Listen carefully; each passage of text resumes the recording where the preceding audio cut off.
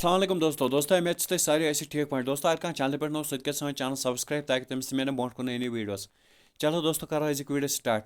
दोस्तों आज मैं क्लास 10th खतर पैटर्न पेपर अम पे कर बह गेस तो बीस वीडियोस मज अपलोड। अलबत्ता ये पैटर्न पेपरस कुन थो तुम सारी ध्यान।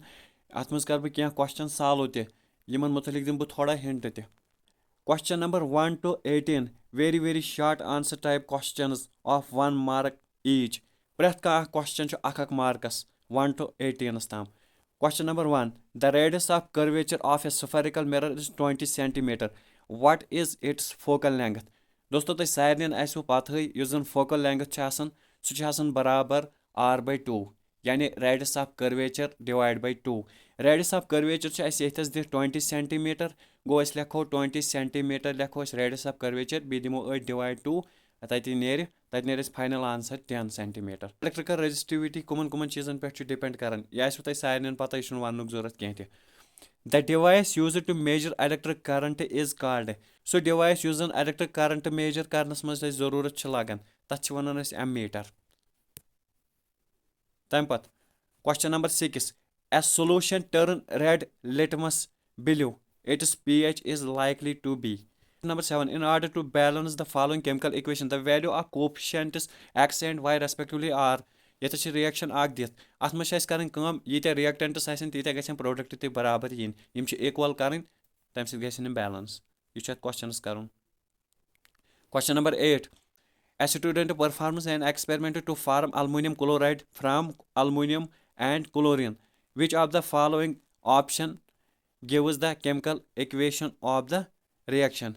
अच्छे वुचन यमो मज कस chemical equation यह जन सुटेबल अम खतर तुम हेकि वुचित अमुक आंसर युस जन सह गो यह B part 2 times Al plus 3 times Cl2 gives AlCl3 2 times AlCl3। Question number 9 food cans are coated with tin and not with zinc because वुच सा दी सा नजर अत मज सिंपल आंसर युस जन जिंक सह ज्यादा रिएक्टिव। अगर तुम रिएक्टिविटी सीरीज पे नजर त्रो युस जन जिंक यह तकरीबन मंजबाग युस जन प्लेटिनियम सह लास्टस पे element. Which statement is not correct regarding the food chain यमो मज कुस ऑप्शन सही कहें ते। Number 1 every component of food chain forms traffic level यह सही। interrelation between different food chains is food web यह सही। all chains formed by nutritional relations are used to understand energy flow यह सही। energy level increases from lower trophic level to higher trophic level यह part अत मज गलत। Energy अत मज गसन इनक्रीज कह बल्कि सह डिक्रीज गसन। Question number 12 the brain is responsible for दिमाग कम खतर जरूरत लगन कम खतर यह जिम्मेदार यह थिंकिंग खतर। Number 14 in evolutionary terms we have more in common with अत मज दोन पार्टन पे शक युस जन अमुक एप्रोप्रिएट आंसर सह ए चाइनीज स्कूल बॉय। अज बुक लेखन यह सी पार्ट ए चिंपांजी यह लेखन अलबत्ता most appropriate a part. Dash living has always been part of Indian tradition and culture sustainable यथ आंसर। वह मैग्नेटिक फील्ड लाइन पे सेक्शन बी सह note question numbers from 19 to 28 very short answer type questions of 2 marks each ज Marcus प्रैथ कुन questions थो सा ध्यान कित पे question. why pollinators do not twinkle pollinate क्या twinkle करन कह यानी यम क्या बासन थोड़ा मूवमेंट करन नचन क्या क्योंकि यम क्लोज अर्थस अम सब मूवमेंट करन कह। Question number 20 discuss 4 properties of ionic compounds ionic compoundन हंस 4 properties बयान करने। ionic compounds तिमन compoundन वनान यमन मज charges यानी cation तिमन मज तो anion यानी simply negative positive यमन मज अगर ionic compoundन हंस properties हंस कथ करो नंबर 1 यमन मज charge यानी नेगेटिव पॉजिटिव यम चीज यमन मज यम वाटरस मज सॉल्युबल त्रेयम चीज यम good conductor of electricity but in case of molten state give the formula of यमन दोन हंस फार्मूला दिन अख प्लास्टर ऑफ पेरिस तो बेकिंग सोडा युस जन प्लास्टर ऑफ पेरिस अत फार्मूला CaSO4 यानी यह कैल्शियम सल्फेट बे अथ सत वाटर हाफ मालिक्यूल यानी 1/2 H2O बेकिंग सोडा गो NaHCO3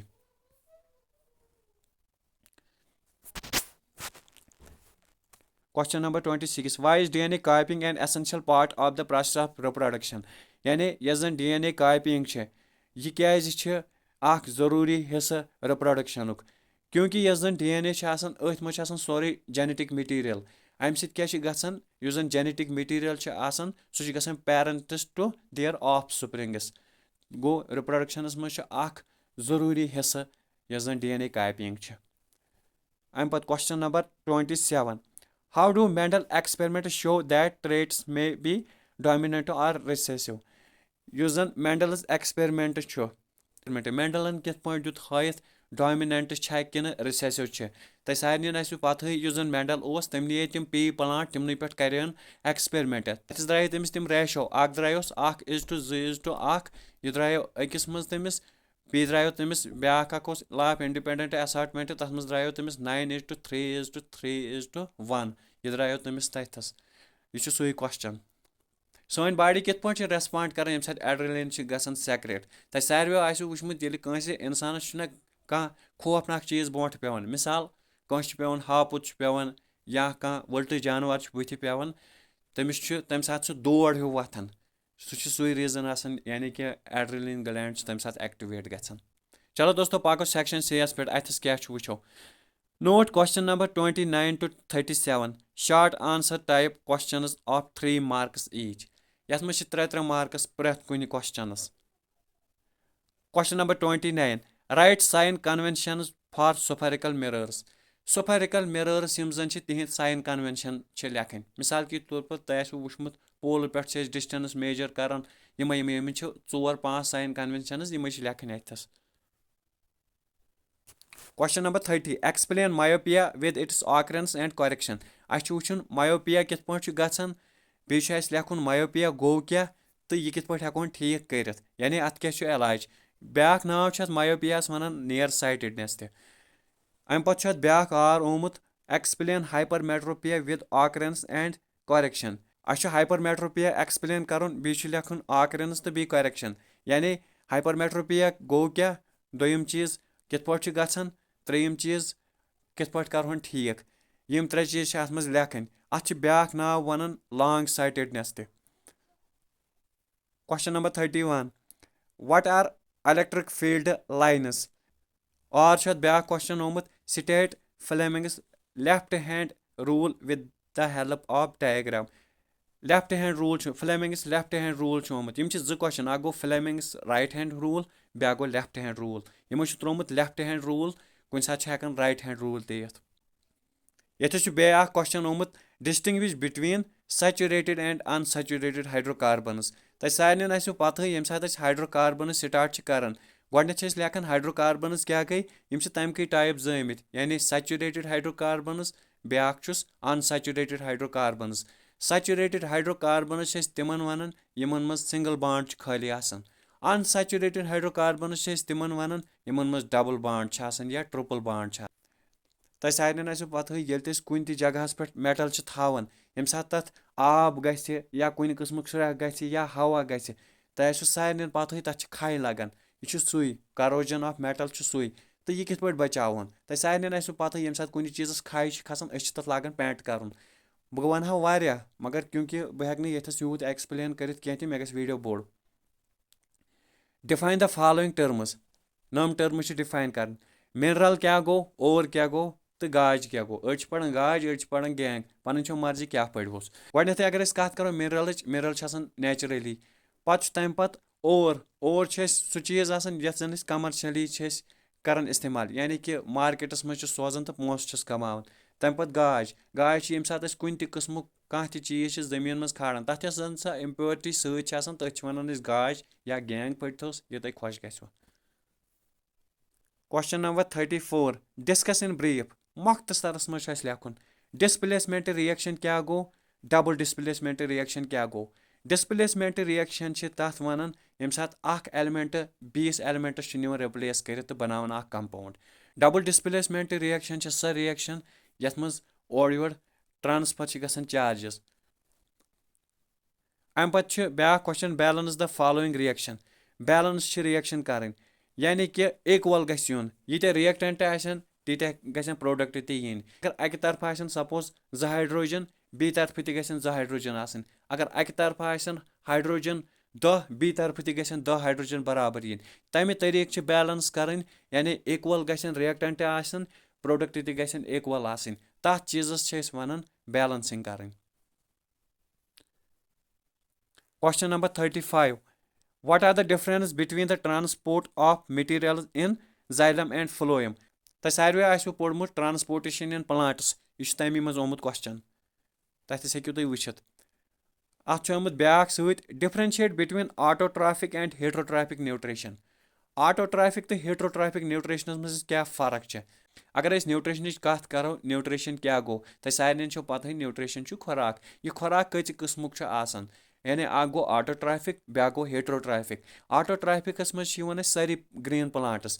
آٹوٹرافک نیوٹریشن گوٚو سُہ نیوٹریشن یتھ منٛز اکھ آرگنزم چھُ پٲنۍ پانے خوراک حٲصِل کران. مثال کے طور پر گریٖن پلانٹس چھِ آسان تِم چھِ کران سن لایٹہِ کہِ مدد سۭتۍ پنُن خوراک حٲصِل. یہِ گوٚو آٹوٹرافک ایگزامپل. وۄنۍ اگر أسۍ کرو ہیٹروٹرافکن ہٕنٛز کتھ یُس زن ہیٹروٹرافک نیوٹریشن چھِ آسان تتھ منٛز چھِ یِوان أسۍ تہِ یعنی کہِ یُس زن بیس ڈِپینڈ چھِ آسان امہِ قٕسمُک نیوٹریشن یُس زن آسان چھُ تتھ چھِ ونان أسۍ ہیٹروٹرافک نیوٹریشن. آٹو مطلبٕے گوٚو سیلف تہٕ ٹراف مطلب گوٚو نیوٹریشن. اگرے أسۍ کتھ کرو ہیٹرو گوٚو ڈفرنٹ تہٕ ٹراف مطلب گوٚو نیوٹریشن. باقٕے ہیٚکِو تُہۍ وٕچھِتھ نوٹس پٮ۪ٹھ آسِوا کاپی پٮ۪ٹھ آسِوا ییٚتھس تۄہہِ آسِوٕ تہٕ تتھس ہیٚکِو تُہۍ پننہِ آیہِ لیکھِتھ. Question number 36 How does binary fission differ from multiple fission? یعنی یُس زن باینری فِشن چھُ آسان یہِ کِتھ پٲٹھۍ چھُ مُختٔلِف ملٹِپل فِشن کھۄتہٕ. یُس زن باینری چھُ آسان اتھ منٛز چھِ گژھان أکِس 2 ٹُکرٕ. یُس زن ملٹِپل فِشن چھُ آسان اتھ منٛز چھِ واریاہ بنان.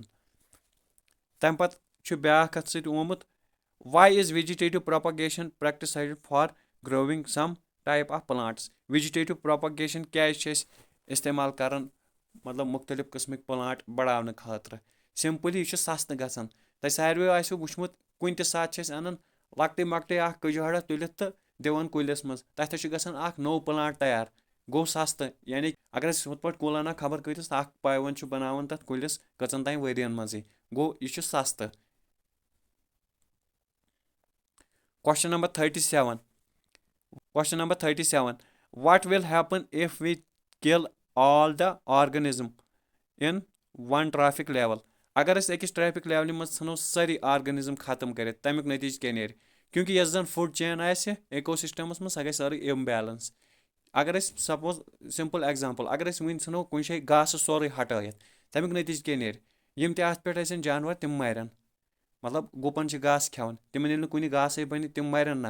اچھا تِمن گُپنن اگر انسان چھِ کھٮ۪وان انسان کیٛاہ کھٮ۪ن. یِتھٕے پٲٹھۍ چھِ آسان فوڈ چینس منٛز چھُ اکھ أکِس دِوان خوراک پتہٕ دِوان بیاکھ بیٚیِس بیاکھ دِوان بیٚیِس یہِ چھُ یِتھٕے پٲٹھۍ اکھ چین چلان أتھۍ چھِ ونان أسۍ فوڈ چین تہِ. What is ozone and how does it affect an ecosystem? Ozone کیٛاہ گوٚو یہِ کِتھ پٲٹھۍ چھُ اِفیکٹ کران ایٖکو سسٹمس پٮ۪ٹھ. اگر أسۍ کتھ کرو اوزوٗنٕچ یۄس زن امِچ مالِکیوٗلر فارمولا چھِ سۄ چھِ O3 یعنی 3 آکسیجن چھِ آسان اتھ منٛز. اوزوٗن کیٛاہ چھُ آسان یہِ چھُ آسان اکھ پروٹیکشن لییر آسان. اگر یہِ پروٹیکشن لییر ختم گژھِ نٔتیٖجہٕ نیرِ الٹرا وایلیٹ ریڈیشنہٕ وسن زٔمیٖنس پٮ۪ٹھ تِم کرن انسانن زُو زٲژن پرٛٮ۪تھ کٲنٛسہِ کرن تِم ختم. چلو پکناوو ویٖڈیو برونٛٹھ پکو وۄنۍ سیکشن ڈی یس پٮ۪ٹھ. سیکشن ڈی چھُ یِتھ پٲٹھۍ note question number 38 to 40 3 long answer type questions of 5 marks each. وۄنۍ چھِ 5 marks سٕنٛدۍ 3 کوسچن تھٲیِو سا دھیان. Answer the following questions define power of lens and its SI unit also describe magnification produced by lens. یتھ منٛز چھِ اَسہِ کرٕنۍ کٲم اکھ چھُ اَسہِ پاور آف لینس لیکھُن بیٚیہِ چھُ لیکھُن امیُک SI یوٗنٹ تہٕ بیٚیہِ چھُ اتھ سۭتۍ سۭتۍ میگنِفِکیشن لیکھُن. یعنی یِم چھِ 3 کوسچن لۄکٹٕے لۄکٹٕے یِم چھِ 3 لیکھٕنۍ یتھ منٛز. تمہِ پتہٕ چھُ آمُت بیاکھ question what are conclusions of Oersted experiment यानी कि मैग्नेटिज्म मज यह क्वेश्चन आमुत शायद। तम पत् क्वेश्चन नंबर 3 ब्याक यानी कि C part draw a diagram to represent uniform magnetic field. अच्छा डायग्राम बनावन तथ में हावन यूनिफॉर्म मैग्नेटिक फील्ड या अत बे कि question answer the following question explain Snell's law.